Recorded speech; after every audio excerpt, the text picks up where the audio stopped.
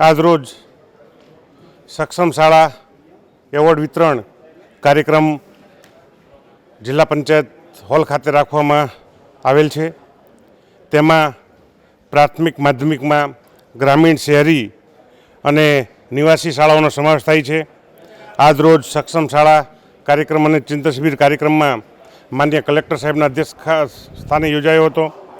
તેમાં સક્ષમ શાળા ટીમના અધ્યક્ષ શ્રી માનનીય જિલ્લા વિકાસ અધિકારી શ્રી મમતાબેન હિરપરા તેમજ જિલ્લા શિક્ષણ સમિતિના ચેરમેન જિગ્નેશભાઈ વસાવા, દંડક સાહેબ, તમામ સંઘોના પ્રમુખ મંત્રીશ્રીઓ આગેવાનો ઉપસ્થિત હતા।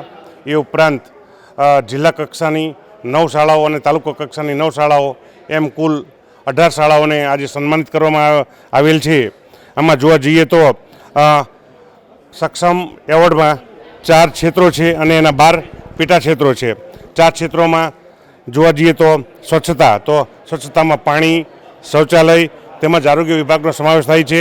એ જ રીતે હરિત, તો હરિત વિભાગમાં હવા, જમીન અને ઉર્જાનો સમાવેશ થાય છે।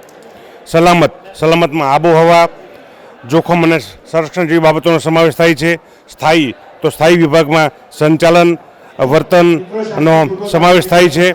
આમ સમગ્ર સક્ષમ શાળામાં ઓલ ઓવર મૂલ્યાંકન થાય છે, ઓલરાઉન્ડ મૂલ્યાંકન। અને આ સક્ષમ કાર્યક્રમ ખૂબ સુખી અને શાંતિપૂર્ણ સંપન્ન થયો। થેન્ક યુ, જય હિન્દ।